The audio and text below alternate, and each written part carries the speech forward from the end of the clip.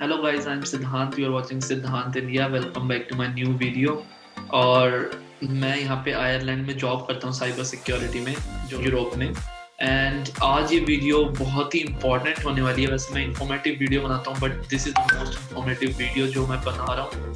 And ये video अभी बहुत ज़रूरी है लोगों को देखने के लिए। लाइक और जो मेरी वीडियोस होती हैं वो आप अपने लिए देखते हो, अपनी इंफॉर्मेशन के लिए, बट ये वीडियो जो है ये आप देखोगे तो इससे आप औरों के बेनिफिट भी कर सकते हो by stopping the spreading of this virus जो कोविड है। जैसे आपको थंबनेल टाइटल से पता चल ही गया होगा, मैं ये कोविड के ऊपर वीडियो है और इसमें मैं डॉक्टर सोनल का इंटरव्यू लेने वाला हूँ। वो बताएगी कि कोविड से हम कैसे प्रिकॉशंस ले सकते हैं, वैक्सीन लेना जरूरी है नहीं है। तो ये वीडियो बहुत ही इंपॉर्टेंट होने वाली है, इसको लास्ट तक जरूर देखना। So let's start this video.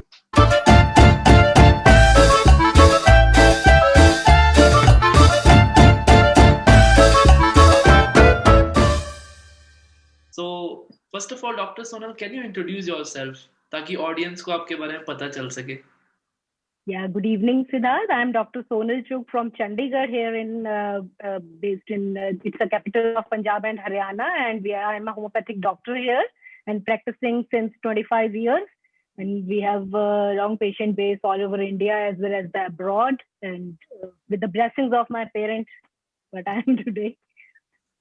Yes, true. My first question is कि जो कोविड की वैक्सीन है, is it safe? Like लोगों के माइंड में एक वो है डर कि कोविड की वैक्सीन लगाएंगे तो इट कैन हार्म अस, या फिर कुछ सिम्टम्स या कुछ हमें हो सकता है वैक्सीन से। So is it safe to take that vaccine? देखो सिद्धार्थ, लास्ट ईयर जब कोविड आया था हमें कुछ भी इसका मालूम नहीं था, है ना। पूरा साल वी वर ऑल वेटिंग कि कभी इसकी दवाई आए और हम उसको शुरू करें। तो अब जब हमारे पास इसका कुछ सोल्यूशन तो है, वी हैव द वैक्सीन, और जिन साइंटिस्ट ने भी इसके ऊपर काम किया है, मेहनत की है, तो वो सब सोच समझ के सब देख के ही उन्होंने मार्केट में निकाली है। So all the vaccine are very good. जो भी जिसको जो वैक्सीन मिलती है वो जरूर लगवानी चाहिए और उसकी डोजेज भी पूरी करनी चाहिए।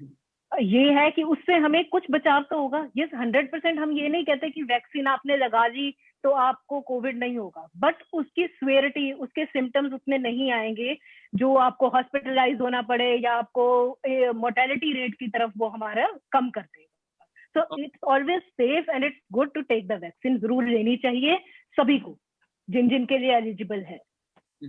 Okay, so my next question is कि कैसे पता चले लाइक इट इज फीवर और या फिर कोविड हुआ है, क्योंकि आजकल वेदर चेंज हो रहा है इंडिया में एंड बहुत लोगों को लगता है जुकाम होते या फिर फीवर होते ही कि हमें कोविड हो गया है, उनको डर हो जाता है।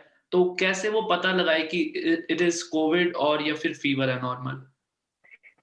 सिद्धार्थ, सबसे पहले तो इतनी ज्यादा जो डर की सिचुएशन है ना, अपने मन से सबसे पहले तो डर और हटा के, एंजाइटी को हटा के काम डाउन करना जरूरी है हर किसी को। बिल्कुल ठीक बात है आपकी। आज फीवर हो रहा है तो सबसे पहले मन में एक ही थॉट आता है कि कोविड तो नहीं है, तो उसकी प्रिकॉशंस लेनी भी जरूरी है। क्यों? क्योंकि घर में कई मेंबर्स हैं।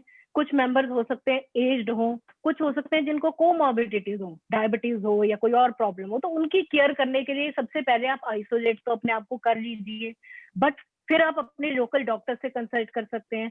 आपके सिम्टम्स से भी आपको आइडिया लगता है, but must consult a doctor on phone.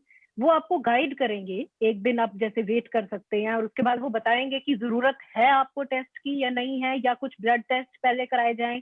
तो इट डिपेंड्स कि आपकी कैसी कंडीशन चलती है, but first thing is to isolate yourself. वो इस सेफ्टी रहती है दूसरों के लिए, घर के लोगों के लिए। And must wear the mask. जब आपको ऐसा लग रहा है तो मास्क पहनिए, और वो क्लियर हो जाती है सिचुएशन विद इन 1 और 2 डेज। बट तब तक हम, अगर कोविड है तो वो स्प्रेड ना कर दें, इसके लिए प्रिकॉशंस लेना जरूरी होता है। पर डरने की जरूरत नहीं है, कोविड से डरने की जरूरत नहीं है। Majority cases are getting cured, ठीक हो रहे हैं, घर में ही ठीक हो रहे हैं, पर उसके लिए विल पावर चाहिए, अपने मन को स्ट्रांग बनाना पड़ेगा, वो जरूरी है। ट्रू।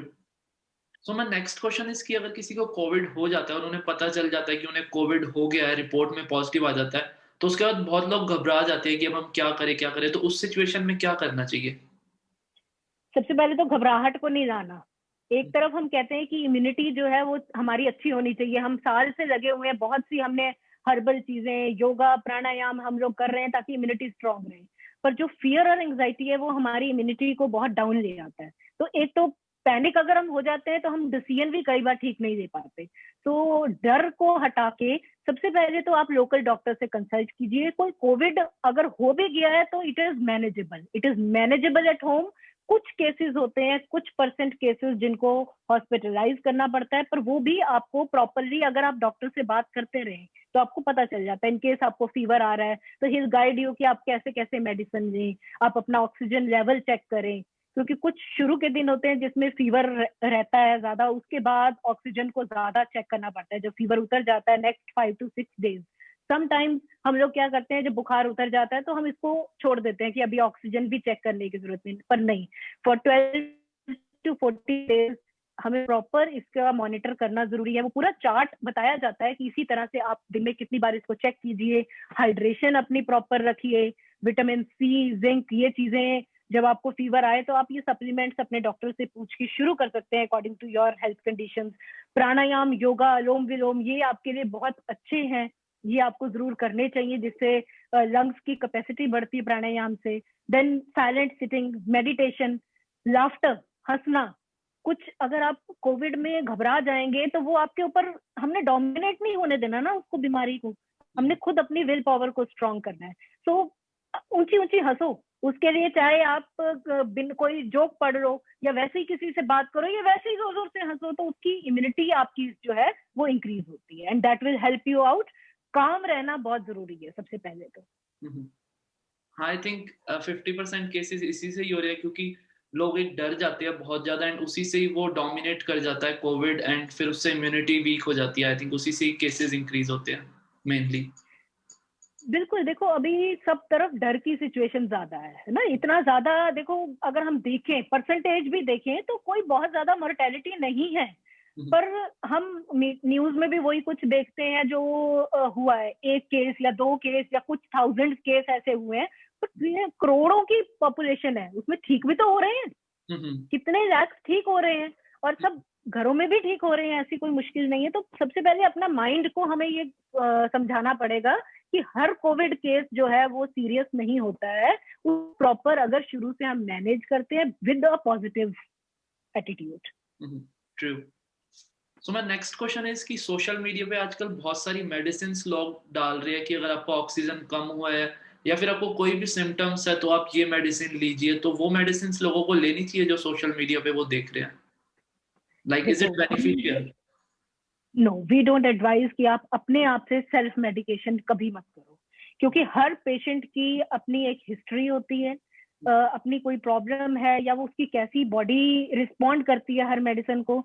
तो without the consultation of doctor, चाहे वो होम्योपैथिक मेडिसिन है या एलोपैथिक है, होम्योपैथिक में भी बहुत सी मेडिसिन आज सोशल मीडिया पे डल रही हैं कि आप ले लीजिए, but don't take without any consultation, आप कभी मत लीजिए दवाई।